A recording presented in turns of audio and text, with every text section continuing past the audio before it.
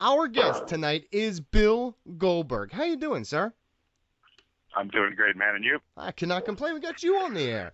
Well, you are here, and you are starring in the upcoming film Checkpoint. You play TJ, a major character who requires you to bring both acting skill and fighting skill to the table. Tell the fans what they can expect from your character and the movie as a whole.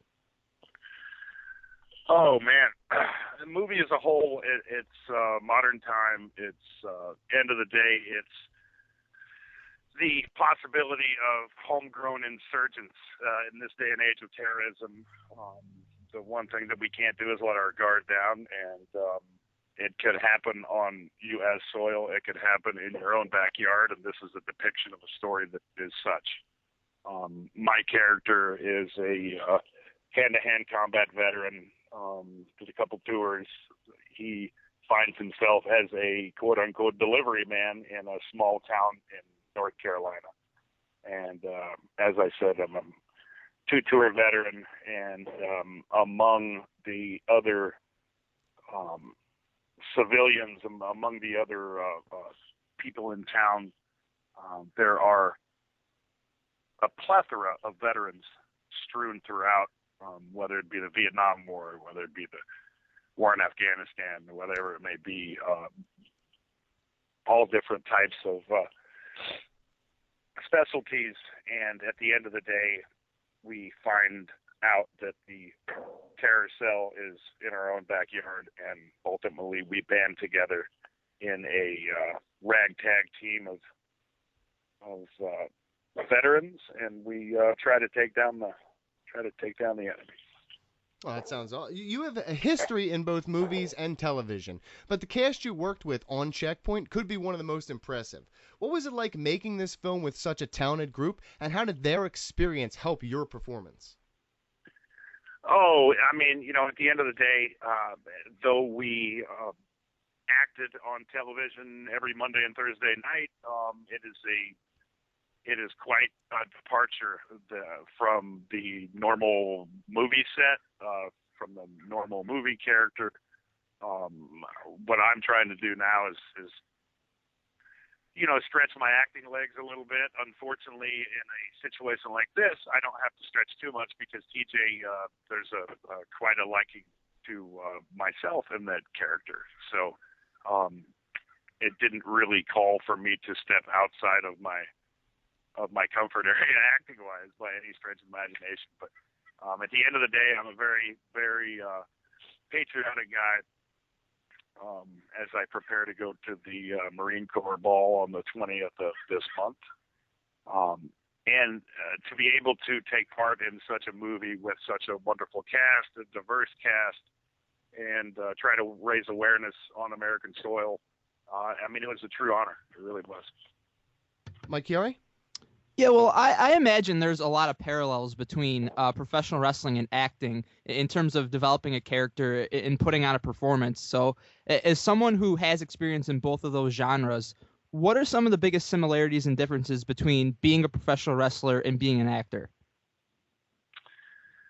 Oh, man. Well, I mean, the parallels are pretty obvious in that, like I said, every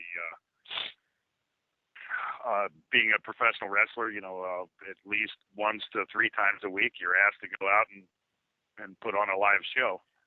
You're asked to act in a physical manner in front of a live crowd. And,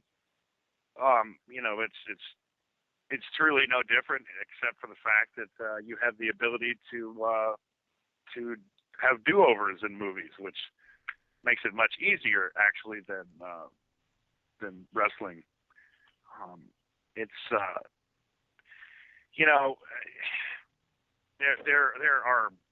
there are many parallels.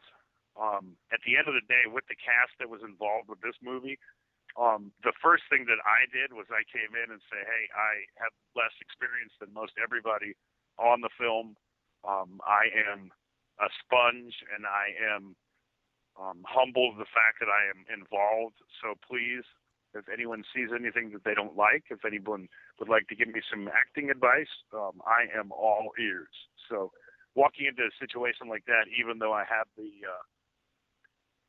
ability quote unquote, to act from the wrestling world. It's still a little bit different. There are a lot of parallels, but I'm stepping into these guys' world, and I have no ego whatsoever, and it's a learning experience. And I can draw from whether it's William Forsythe or Mindy Robinson or Kenny Johnson throughout the movie. It was a pleasure to be involved with all of them. Brandon Galvin? You're one of the most polarizing and popular professional wrestlers of all time and had a really fascinating entry into the business and superstardom. Has there ever been discussion or at least interest on your end for there to be a biopic made? Oh, there's been talks. I mean, there have. I still have a lot of things I want to do prior to rehashing all the things that I've done. So I'm trying to concentrate on that right now and live in the day and reinvent myself every day and do movies like this. And got a couple television shows on the horizon. And at the end of the day, it's just about growing as a person. And it's like I said, it's a cool experience, and who knows what's in the future. I mean, like I said, we've spoken about that, but it's surely on the back burner right now. Well, you mentioned not looking back, but you did have a great wrestling career. Earlier this year, you also had the chance to step back into the ring for another spear and another jackhammer at Citi Field. It really popped everybody there and popped the internet, to be honest with you, all the wrestling fans. How did hitting your moves feel after so long away from the ring? And did it give you that itch to consider getting back in the ring for another run as a competitor? Excuse me. The itch will always be there because I am a competitor. The itch will always be there because I have a wife and a son who've never seen me wrestle in person. But first and foremost, let me be clear in that itch won't supersede my ability to be a businessman. So the itch is always there. The itch is there 3 days a week when I walk into my Muay Thai gym and I put the gloves and put the shin pads on.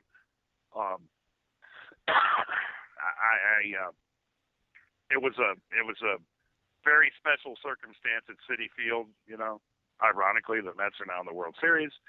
But it was it was something that I chose to do. It was something that I thought was appropriate for the time. It was not me coming out of retirement by any because I'm part owner of Legends of Wrestling. And if I want to go out there and pick and choose a spot to do something interesting, then that's what I do. There's no ulterior motive behind it. The itch, I'm a competitor, man. I'll be a competitor until the day I die. But I, again, won't let my desire to continue to be a competitor supersede my business sense. Well, you mentioned being able to pick and choose what you want to do there. If you could choose an ideal opponent for one final match, something your wife and your kid could watch you do, who would it be and why? Oh, it'd be Austin for sure. I mean, Austin for sure. Austin, Brock would be a good one. He and I have some unfinished business. At the end of the day, I think the match that everybody always clamored for, and that I think he and I both clamored for, was me and Austin.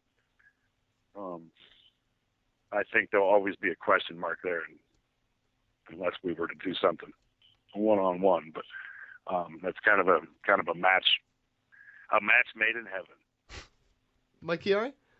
Well, yeah, you made mention of Brock Lesnar, and right now he's the biggest draw in WWE. You had the opportunity to lock horns with him in a dream match at WrestleMania 20, but it wasn't necessarily received as well as expected by the live crowd because they knew that both you and Brock were going to be leaving.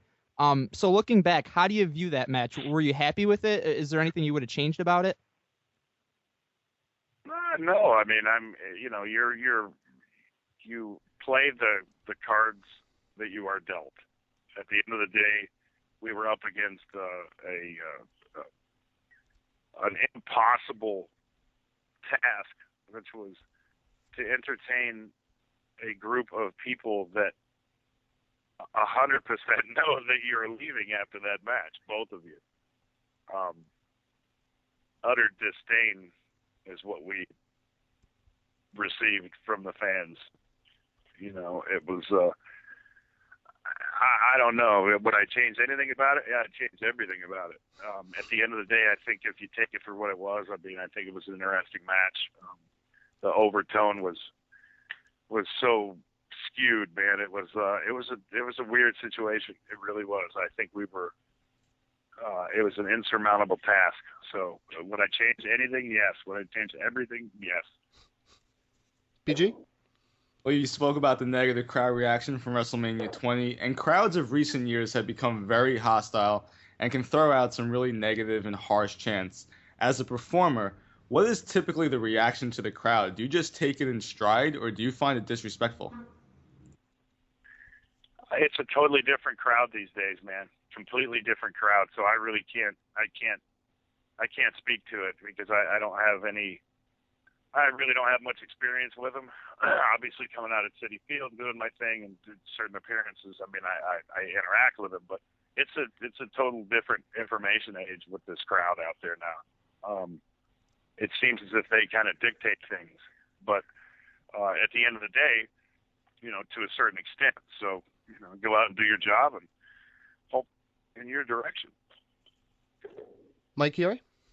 Well, you said in previous interviews that you never truly felt welcomed in WWE and that you never really felt like you were one of them after you made the leap from WCW.